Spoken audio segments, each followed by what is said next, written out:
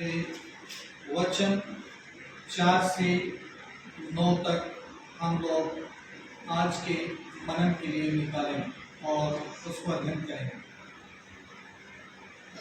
तब सब इस्राएली वृद्ध इकट्ठा होकर रामा में शमूएल के पास आकर उससे कहने लगे, सुनो, तो अब बुरा हो गया है और तेरे पुत्र तेरी राह पर नहीं चलते। अब हम पर न्याय करने के लिए सब जातियों की रीति के अनुसार हमारे लिए एक राजा नियुक्त कर दे। परमेश्वर के पवित्र वचन पढ़े और सुने जाने पर हम सबको आशीष मिले। हम यहाँ पर आज जो हमारे संदेश का जो विषय है वो धर्मी का मार्ग। धर्मी का मार्ग, इसमें 4 बातें हैं जिनको आज हम लोग यहाँ पर देखेंगे। और सैमुअल उसका 8 अध्याय उसके वचन 4 से 9 तक इजरायली लोग इकट्ठा होकर के सैमुअल के पास में आते हैं। इवन बुजुर्ग पुरानी जो महापुरुष लोग हैं वो सब लोग इकट्ठा होकर के इजराइल के जितने भी लोग हैं सब लोग इकट्ठा होकर सैमुअल के पास आते हैं और उससे विनती करते हैं कि अभी तो बुरा हो चुका है और जो तेरे बच्चे हैं वो तेरी राहों पर नहीं है। अभी हमें एक राजा नियुक्त कर दे हमारे ऊपर कि हम उसकी अगुवाई में चल सके। ये बात सैमुअल को बहुत बुरी लगी और जब सैमुअल को बुरी लगी वो दुखी हुआ और उनके साथ बातचीत करके उनको भेज दिया गया। और सैमुअल ने परमेश्वर से प्रार्थना की। दुख के समय में, तकलीफ के समय में, विभाजन के समय में सैमुअल परमेश्वर के सम्मुख प्रार्थना करने के लिए गया और परमेश्वर ने सैमुअल को कहा कि आप इनको राजा दे दीजिए, नियुक्त कर दीजिए, क्योंकि इन्होंने आपको अयोग्य नहीं जाना, मुझे ही अयोग्य जान लिया है। मतलब परमेश्वर के ही विरुद्ध वो शुरू से ही बलवा करते आए। और अगर हम आगे पढ़ते हैं तो वचन कहता है कि जब मिस्र में से परमेश्वर इजरायली लोगों को निकाल कर लेकर आया तो उस समय से ही परमेश्वर बोलता है 8 और 9 वचन में वो ये बात बोलता है कि वो मेरी ना मान करके वो अन्य किसी के उपासना करते थे और वो उपासना जो वो कर रहे थे उससे परमेश्वर को दुख आता था और तकलीफ होती थी। और वो कह रहा है कि सारी चीजों की पूर्ति परमेश्वर कर रहा है और फिर वो अन्य किसी के पास जाकर के उसकी आराधना करते हैं। तो परमेश्वर कह रहा है कि ये शुरू से ही मेरे विरुद्ध काम करते आए हैं, इसलिए उनको राजा नियुक्त कर दे। लेकिन राजा नियुक्त करने से पहले क्या कर, उनको बता दे कि क्या क्या होगा। लेकिन लोगों ने कहा चाहे वो कुछ भी क्यों ना हो, हमारे उपद्रव भी हमारे ऊपर क्यों ना करे राजा, प्रस्त्रीगमन, व्यभिचार, लूटपाट, हत्या, ये सारी चीजें सैमुअल उनको एक लिस्ट बताता है। लेकिन फिर भी लोगों ने स्वीकार किया कि हमें राजा मंजूर है। क्यों राजा उन्होंने मांग लिया? क्योंकि जो गुण, जो चीज परमेश्वर में राजा की उपस्थिति में, राजा के मध्य नजर में जब सैमुअल में जो चीज परमेश्वर देखते थे वही चीज अब उसके बच्चों में नहीं देखी तो लोगों का मन परमेश्वर से और अधिक दूर हो गया। लोगों से भी, अधिकारियों से भी उनका विश्वास उठना शुरू हो गया। आज जब हम देखते हैं कि पहली बात जो परमेश्वर कह रहा है, हमेशा परमेश्वर की इच्छा को हमें खोजना है। हमें परमेश्वर की इच्छा को खोजते रहना है। क्यों? क्योंकि जब सैमुअल के पास कुछ बात को लेकर इजरायली लोग आते हैं तो पहले परमेश्वर के सामने सैमुअल जाता है और उसने परमेश्वर की इच्छा को जाना कि यहाँ पे मुझे राजा के लिए इनका अभिषेक करना जरूरी है या नहीं। परमेश्वर ने कहा हाँ कर दीजिए, क्योंकि इन लोगों का मन मुझसे दूर हो गया है। और जब परमेश्वर से मनुष्य का मन दूर हो जाता है तो वो अपना चुनाव स्वयं करना शुरू करता है, और परमेश्वर कहता है इसको जो चाहता है वो करने दीजिए। हम दूसरी बात में जाएंगे, भजन संहिता उसका अध्याय 34, भजन संहिता अध्याय 34 वचन 15 से कोई भी एक जन पढ़ेंगे। अध्याय 34 वचन 15 से कोई भी एक व्यक्ति पढ़ेगा। यहोवा की आंखें धर्मियों पर लगी रहती है और उनके कान भी उनकी दुहाई की ओर लगे रहते हैं। यहोवा बुराई करने वालों के विमुख रहता है ताकि उनका स्मरण पृथ्वी पर से मिटा डाले। देखिए यहाँ पर परमेश्वर 15 वचन में कहता है कि यहोवा की आंखें धर्मियों पर सदैव बनी रहती है, और हमेशा धर्मियों पर परमेश्वर की आंखें लगी रहती है और वो उनको बचाता है, और बुराई करने वालों के भी विमुख रहता है, ताकि परमेश्वर कहता है कि मैं उनका पृथ्वी पर से नामो निशान मिटा डालूं। अब हम यहाँ पर परमेश्वर की बात को समझते हैं कि पहले परमेश्वर बोलता है कि मैं धर्मियों को बचाता हूं, धर्मियों के साथ रहता हूं, मन की सिधाई के साथ चलने वाले लोगों के साथ मैं अपने प्रेम को बांटता हूं। और 16 वचन में कहता है यहोवा बुराई करने वालों के विमुख रहता है कि पृथ्वी पर से उनका स्मरण मिटा डाले। पृथ्वी पर से स्मरण मिटाने का मतलब यह है कि वो उनके वंश को भी आगे बढ़ने नहीं देगा, क्योंकि जिसका मन परमेश्वर से हट जाता है तो परमेश्वर उनको हमेशा के लिए मिटा देता है, क्योंकि मिटाने की बहुत सारी विधियां हैं परमेश्वर की। परमेश्वर हवा को चाहे तो हवा से पूरे संसार को खत्म कर सकता है, पानी से चाहे तो पानी से पूरे संसार को खत्म कर सकता है। परमेश्वर अलग अलग चीजों से, हवा, पानी, सूरज, चंद्रमा, गर्मी, ठंड, अलग अलग प्रकार का जो सिर्फ हम महसूस करते हैं और उसका हम आनंद लेते हैं, उससे पूरे के पूरे संसार को वो मिटा सकता है। लेकिन परमेश्वर कहता है मैं धर्मियों को बचाऊंगा और बुराई करने वालों के मैं विमुख रहूंगा कि पृथ्वी पर से उनका स्मरण मिटा डालूं। जो कि हमें इस बात को समझना है कि इस बात को हम दोहराएं तो भजन संहिता अध्याय 34 उसके 15 से 22 पद तक इस बात के बारे में उल्लेख लिखा हुआ है। जो दूसरी बात है, परमेश्वर धर्मियों को बचाएगा, परमेश्वर धर्मियों को बचाएगा। और तीसरी बात में हम प्रवेश करेंगे इफिसियों की पत्री उसका 6 अध्याय वचन 10 से 17 तक हम पढ़ेंगे। इफिसियों की पत्री अध्याय 6 वचन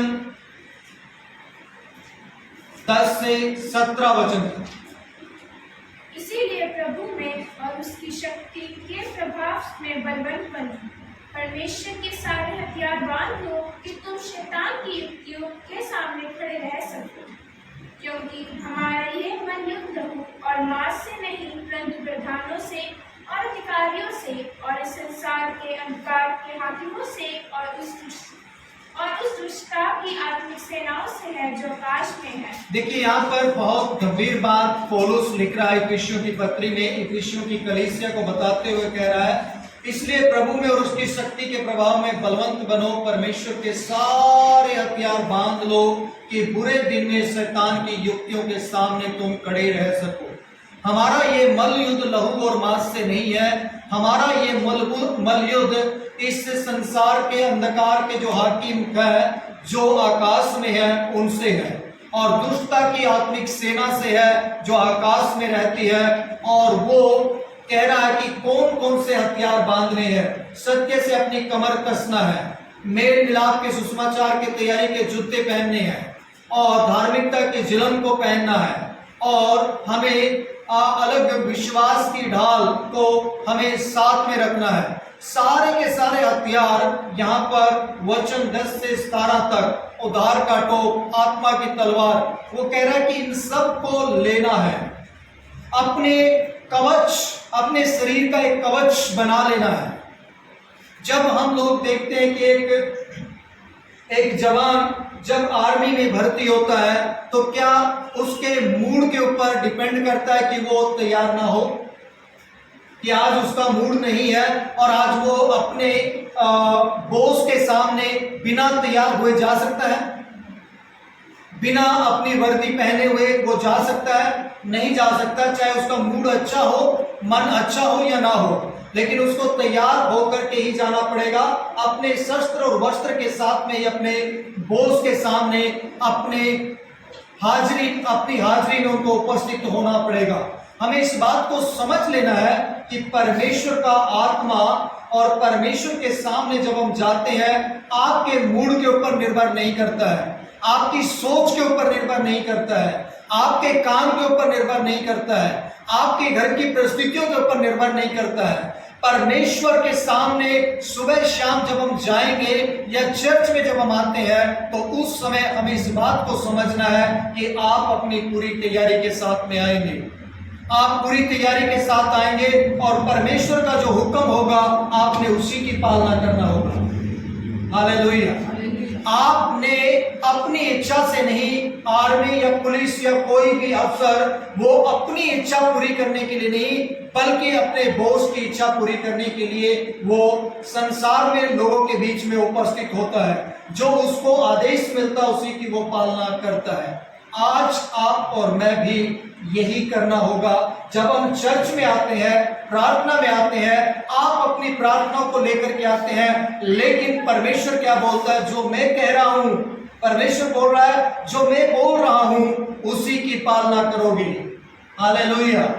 हमें इस बात को समझ लेना है कि हमें पालना किसकी करनी है? परमेश्वर की आज्ञा की और परमेश्वर के आदेश की पालना करनी है, तभी हमारे जीवन में हमें प्रतिफल मिलेगा और हमें सच्चाई के साथ परमेश्वर के साथ आगे बढ़ने की आवश्यकता है। जो तीसरी बात है, परमेश्वर के पूर्ण कवच को धारण करना है। परमेश्वर के पूर्ण कवच को धारण करना है। और जो कवच के सिद्धांत है, जो बातें लिखी है, ये इफिसियों 6:10 से 17 वचन तक सारे कवच के बारे में बताया गया है। हमें इस बात को समझ लेना है ताकि हम परमेश्वर के साथ आगे बढ़कर प्रभु की उपस्थिति में प्रभु की महिमा कर सके। मेरे साथ पढ़ेंगे लूका रचित सुसमाचार, चौथी बात में हम आगे चलेंगे। लूका रचित सुसमाचार उसका 6 अध्याय, उसके वचन 39 से 45। फिर उसने उनसे एक दृष्टांत कहा, क्या अंधा अंधे को मार्ग बता सकता है?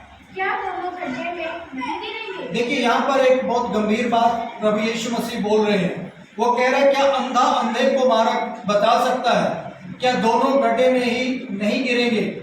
ये बात सत्य है।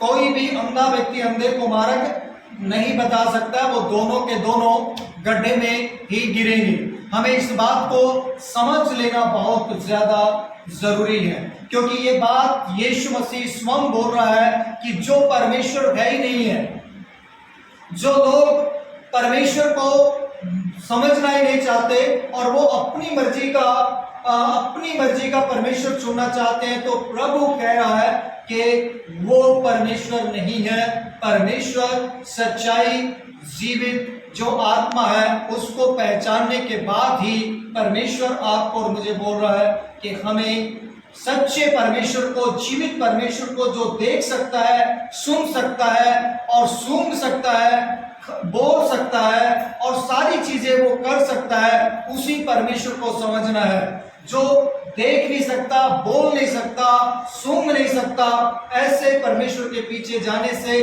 अंधा तो अंधे को मार्ग नहीं बता सकता। इसकी जब हम लोग 45 आयत को पढ़ते हैं तो इसमें लिखा है, भला मनुष्य अपने मन के भले भंडार से भली बातें निकालता है और बुरा मनुष्य अपने मन के बुरे भंडार से बुरी बातें निकालता है, क्योंकि जो मन में भरा है वही उसके मुंह पर आता है।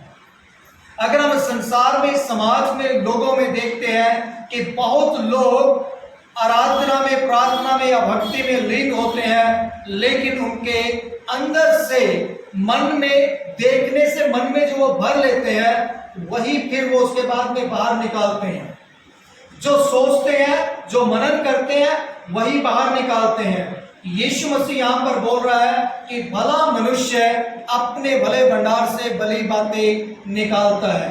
हमें इस बात को गंभीरता से समझना है कि परमेश्वर का आत्मा हमें किस प्रकार से बचाना चाहता है, बताना चाहता है, और वो हमें आगे बढ़ाना चाहता है। तो इसलिए मेरे प्रियो, आपको ये बात गंभीरता से समझना है कि हमारा मन भला है या बुरा है। अगर हम भले होंगे तो भली बातें आपके अंदर से निकलेगी, बुरे होंगे तो बुरी बातें आपके अंदर से निकलेगी। जो चौथी बात है, अच्छा फल लाना है, अच्छा फल लेकर आना है। अपने मन के अंदर बुरी बातों को मनन नहीं होने देना है, अपने हृदय में बुराई को घर नहीं बनाने देना है, ताकि वो बाद में आपके अंदर से बाहर ना निकले। क्योंकि जो आपने मनन किया है वो आपके अंदर से एक दिन बाहर निकलेगा, और बाहर, क्योंकि जो अंदर जाता है उसको बाहर निकलना पड़ता है, चाहे वो पेट में जाए, चाहे वो मन और आंखों से, विचारों से आपके मन में जाए, तो उसको एक दिन जाना ही पड़ेगा। हमें इस बात को गंभीरता से समझना है और प्रभु के साथ हमें आगे बढ़ना है और प्रभु की इच्छा को हमें पूरा करना है। आइए हम सब अपने स्थान पर खड़े हो जाएं और अपनी आंखों को बंद करें और अपने सिरों को झुकाएं। हम परमेश्वर से प्रार्थना करें। प्रिय अनुग्रहकारी सामर्थ्य यहोवा परमेश्वर, खुदावंद यीशु मसीह के नाम में प्रभु, मैं ये प्रार्थना करता हूँ, पवित्र आत्मा का सामर्थ प्रभु कलीसिया के तमाम लोगों को अपने हाथ में लेकर चलाए, तमाम बुराई से बचाए, अंधकार की बात इनके जीवन से दूर रहे। प्रभु, कोई बीमार, दुख और तकलीफ में है तो खुदाबंद यीशु मसीह के नाम में प्रभु आप छुटकारा दीजिएगा। यीशु मसीह नासरी के नाम से प्रभु अंधकार की ताकतें इनके जीवनों से दूर रहे, और प्रभु आपके आत्मा के साथ लगातार आगे बढ़ने के लिए प्रभु सहायता और मदद कीजिएगा। प्रभु, ना बल से और ना शक्ति से, परंतु आपकी आत्मा के अभिषेक के द्वारा आप चलाए, और इस कलीसिया को अपने हाथ में लेकर अगुवाई कर अपनी महिमा इन लोगों के ऊपर प्रभु आप प्रकट कीजिए। अपनी शांति की आशीष से भर दीजिएगा। जितने लोग भी प्रभु आज हमारे साथ मिले हुए, उन सबको अपनी आशीष और दया से भर दे। धन्यवाद प्रभु, प्रार्थना सुनने के लिए। प्रार्थना मसीह यीशु के नाम में मांगते हैं, आमीन। पिता का प्रेम, प्रभु यीशु का अनुग्रह, पवित्र आत्मा की संगति आप सबके साथ प्रभु यीशु के दूसरे आगमन तक होती रही। ओ पवित्र आत्मा, पिता पुत्र, इन तीनों की अब होवे स्तुति। जय